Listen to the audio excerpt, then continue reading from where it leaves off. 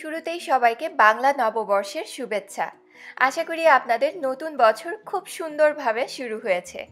যেহেতু নতুন একটা বছর শুরু হয়েছে তাই মিষ্টিমুখ না করলে কি হয়? তাই আজকে আমার কুকিং স্টুডিওর এই পর্বে আমি আপনাদেরকে কমলা ভোগ মিষ্টি তৈরি করে দেখাবো। এই মিষ্টিটা অনেকটাই আমাদের যে রসগোল্লা আছে সেই রসগোল্লার মতোই, তবে এটা কমলার স্বাদের রসগোল্লা। চলুন দেখে নেই কিভাবে তৈরি করতে হয় এই দারুণ স্বাদের কমলা ভোগ মিষ্টি। এর জন্য আমি এখানে 1 লিটার পরিমাণ দুধ নিয়ে দুধটাকে জাল করতে দিয়েছি। দুধটাকে জাল করে ঘন করা যাবে না, জাস্ট অপেক্ষা করতে হবে একটা বলক আসা পর্যন্ত।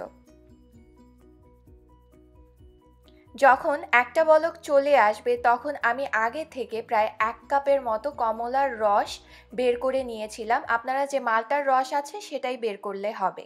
এবার একটু একটু করে এই দুধের মধ্যে মেশাতে হবে।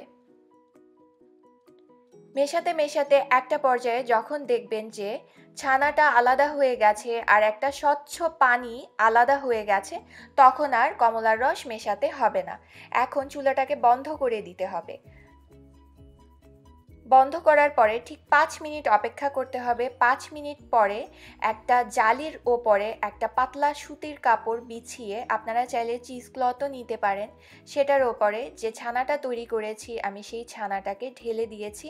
আর কলের নিচে এভাবে 1-2বার উল্টে পাল্টে ধুয়ে নিতে হবে। খুব বেশি ধোয়া যাবে না, তাহলে কিন্তু কমলার রসের যে ফ্লেভারটা আছে, যে গন্ধটা আছে, সেটা চলে যাবে। জাস্ট 1-2বার ধুয়ে কাপড়টাকে এরকম চারপাশ থেকে ধরে তারপরে নিংড়ে এক্সট্রা পানিগুলো সরিয়ে ফেলতে হবে। এবার যে কোনো উঁচু জায়গায় আপনি চাইলে কলের ভেতরেও এভাবে বেঁধে দিতে পারেন, আবার চাইলে বারান্দায়ও ঝুলিয়ে দিতে পারেন। 1 ঘন্টার জন্য ঝুলিয়ে রাখতে হবে যেন ছানার এক্সট্রা পানিটা চলে যায়। ঠিক 1 ঘন্টা পরে প্রথমে শিরাটা তৈরি করতে হবে। এর জন্য 1.5 কাপ পরিমাণ চিনি আর 4 কাপ পরিমাণ পানি নিয়ে নিতে হবে। আর যে হাঁড়িটা আপনি নেবেন সেই হাঁড়িটা চেষ্টা করবেন একটু বড় হাঁড়ি নিতে। এবার এর মধ্যে 3-4টা সবুজ এলাচ, 1/2 কাপ পরিমাণ কমলার রস, 1 চিমটি জাফরান, আর এছাড়াও আপনারা যদি মনে করেন জাফরানটা দেওয়ার পরে, জাল দেওয়ার পরে সেরকম একটা সুন্দর কালার আসছে না শিরার কালারটা যদি একেবারে কমলা না হয়, তাহলে সেই ক্ষেত্রে আপনি 1 চিমটি জর্দার রং এই শিরায় অ্যাড করতে পারবেন। এবার আমি চুলার আঁচটা একেবারে কমিয়ে রেখে এই শিরাটাকে তৈরি করে নিব। মিষ্টিটা তৈরির জন্য আমি এখানে সব ইনগ্রেডিয়েন্টসগুলো নিয়ে নিয়েছি। এখানে আমি ছানাটাকে তৈরি করার পরে যখন 1 ঘন্টা হয়ে গেছে তখন কাপড় থেকে বের করে নিয়েছি। আমি মেজারমেন্ট কাপ দিয়ে মেপেছি, এখানে 3/4 কাপের মতো ছানা আছে। এছাড়াও নিয়েছি 1 টেবিল চামচ চিনি, 1 চা চামচ পরিমাণ সুজি, 1 চা চামচ পরিমাণ ময়দা আর 1 চিমটি জর্দার রং। এবার এই শুকনা ইনগ্রেডিয়েন্টসগুলোকে প্রথমে আমি মিশিয়ে নিব। এগুলো ভালোভাবে মেশানোর পরে এগুলোকে ছানার সাথে ভালোভাবে মিশিয়ে মথে নিতে হবে। ছানাটাকে কিন্তু খুব ভালোভাবে মথে নিতে হবে। আপনি ছানাটাকে যত মথবেন আপনার মিষ্টি কিন্তু ততই সফট, সুন্দর আর গোল হবে। মথার পরে একটা পর্যায়ে প্রায় 8 থেকে 10 মিনিট পরে দেখবেন ছানাটা আর কোথাও লেগে লেগে আসবে না, আর একটা তেলে চকচকে ভাব চলে আসবে। তখন সেখান থেকে একটু ছানা নিয়ে এভাবে গোল করে মিষ্টি তৈরি করে নিতে হবে। আর চেষ্টা করবেন মিষ্টিতে যেন কোনো ফাটল না থাকে। ওইদিকে আমি যে শিরাটা তৈরি করতে দিয়েছিলাম সেটা একটা বলক চলে এসেছে। খেয়াল রাখতে হবে শিরাটা ঘন করা যাবে না, শুধুমাত্র একটা বলক পর্যন্ত অপেক্ষা করতে হবে। যখন একটা বলক চলে আসবে তখন সব মিষ্টিগুলো একবারে ছেড়ে দিতে হবে। একটা একটা করে ছাড়া যাবে না, একই সাথে একই সময়ে ছাড়তে হবে।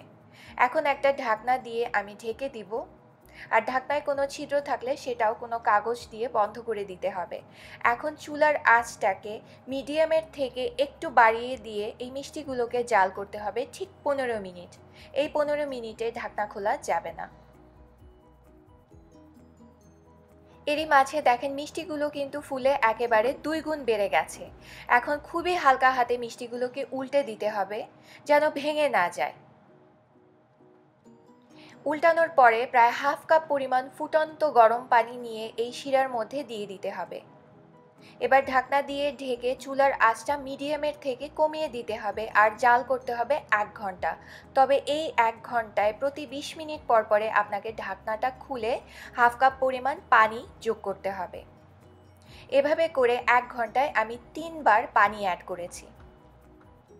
আমার মিষ্টিগুলো হয়ে গেছে। এটা একেবারে শেষের পর্যায়ে যখন 1 ঘন্টা জাল করা হয়ে যাবে তখন আরও হাফ কাপ গরম পানি অ্যাড করতে হবে। অ্যাড করে চুলাটাকে একেবারে বন্ধ করে দিতে হবে।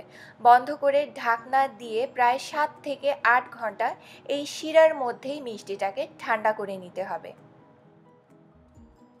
অন্য পাত্রে কিন্তু ঢালা যাবে না, এই পাত্রে রেখেই ঠান্ডা করতে হবে। ঠান্ডা হয়ে গেছে, দেখেন তৈরি হয়ে গেছে আমার সুন্দর একেবারে গুল্লু গুল্লু কমলা ভোগ। আর এটা কিন্তু অনেক সফট হয়।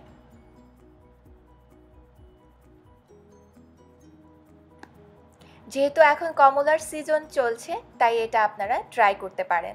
আর এটা কিন্তু খেতেও দারুণ। এটা কিন্তু হারিয়ে যাওয়া আরেকটি মিষ্টি যেটা আজকাল মিষ্টির দোকানে দেখাই যায় না। আমাদের ঐতিহ্য আমাদেরকেই ধরে রাখতে হবে, আর এর জন্য আমাদেরকেই একটু প্রচেষ্টা করতে হবে। আজকে তাহলে এখানেই বিদায় নিচ্ছি। আমার এই এপিসোড ভালো লাগলে প্লিজ আমার চ্যানেল সাবস্ক্রাইব করুন। দোয়া করি সবার নতুন বছর ভালোভাবে কাটুক। আজকে বিদায় নিচ্ছি। আল্লাহ হাফেজ।